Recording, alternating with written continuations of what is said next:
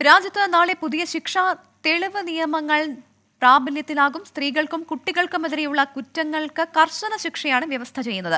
എന്നാൽ രാജ്യദ്രോഹത്തിന് ഉൾപ്പെടെ നൽകിയ വ്യാഖ്യാനങ്ങൾ ദുരുപയോഗം ചെയ്യപ്പെടുമോ എന്ന ആശങ്ക മനുഷ്യാവകാശ പ്രവർത്തകർ പങ്കുവയ്ക്കുന്നു.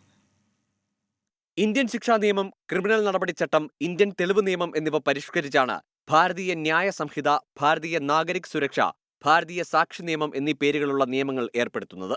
2023 ഓഗസ്റ്റിലാണ് ആഭ്യന്തരമന്ത്രി അമിത്ഷാ പുതിയ നിയമങ്ങൾ പാർലമെന്റിൽ അവതരിപ്പിച്ചത്. സ്ത്രീകൾക്കും കുട്ടികൾക്കുമെതിരെയുള്ള അതിക്രമങ്ങൾ തടയാനുള്ള വകുപ്പുകൾ ചേർത്ത പുതിയ അധ്യായം ഭാരതീയ ന്യായ സംഹിതയിലുണ്ട്. പ്രായപൂർത്തിയാകാത്ത പെൺകുട്ടിയെ ബലാത്സംഗം ചെയ്താൽ വധശിക്ഷയോ ജീവപര്യന്തമോ ആണ് ശിക്ഷ. വിവാഹം, തൊഴിൽ വാഗ്ദാനം, സ്ഥാനക്കയറ്റം എന്നിവയുടെ പേരിൽ സ്ത്രീകളെ ലൈംഗികമായി ചൂഷണം ചെയ്യുന്നതും കുറ്റകരമാണ്. ആൾക്കൂട്ട കൊലപാതകം, വിദ്വേഷ കുറ്റകൃത്യങ്ങൾ എന്നിവ കൊലക്കേസിലെ പ്രത്യേക വിഭാഗങ്ങളായി മാറ്റി.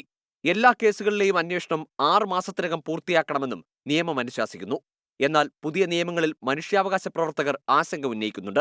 സുപ്രീംകോടതി റദ്ദാക്കിയ 124A രാജ്യദ്രോഹ കുറ്റം കൂടുതൽ ശക്തമായ ചട്ടങ്ങൾ ഉൾപ്പെടുത്തി ഭാരതീയ ന്യായ സംഹിതയിൽ 152 വകുപ്പായി ഉൾപ്പെടുത്തിയിട്ടുണ്ട്. സർക്കാർ ഇത് ദുരുപയോഗിക്കുമെന്നാണ് ആശങ്ക.